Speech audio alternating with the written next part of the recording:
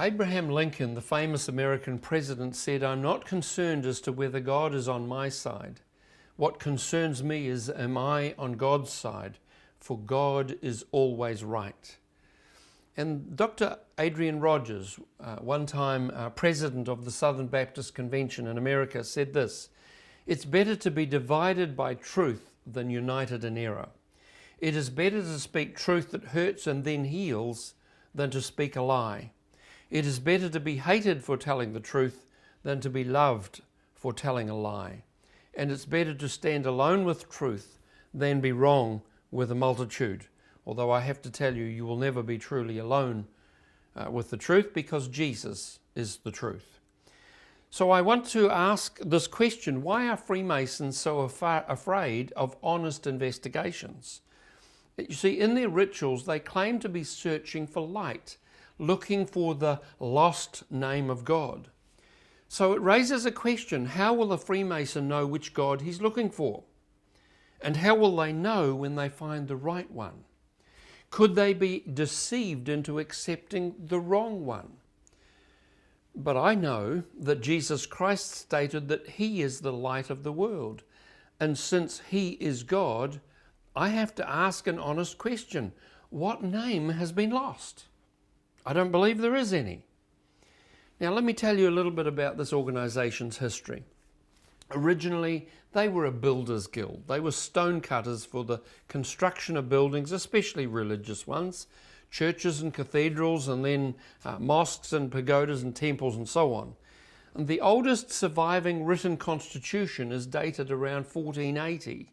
There is evidence back to about 1150 AD in Scotland, but the claims that it all goes all the way back to King Solomon's temple in the Bible are simply fiction taught as truth. Now, operative Masons were builders and stonecutters, and their job, particularly in Europe, mostly ceased by about 1717. And then a lot of their people began to come together. The operative ones were the ones in the construction trade, if you like. But they began to invite in what they called speculative Masons, the aristocracy, the landed gentry. And at the Goose and Gridiron Tavern in London, England, they met to form the first Grand Lodge of England. And over time, this organization was infiltrated by people from a number of groups, and gradually their rituals and their constitution were de-Christianized. All the Christian elements that began in it were removed, and that was completed by 1813. And this is speaking about a time when I think it was the Duke of Sussex was a deist, a man who rejected the Bible. But one of their top historians, Dr. J.S.M. Ward, said that a considerable amount of excision or cutting out was necessitated by the alteration of the clause in the Constitution which changed Masonry from a Christian to a non-Christian basis, and anything Christian was eliminated. Now, this is speaking of 1813. So for someone to say that the Freemasons are a Christian organization, that has to be about 200 years out of date. Simple. One of the things they do is they put holy books on the altar, and depending on the so-called religious beliefs of their members as to which holy books. I've spoken to a man who was a member. He was British, but he served in the military, and he was a member of Lodge Singapore, and he said there were 9 holy books on the same altar side by side, and the understanding was that they all provided the truth.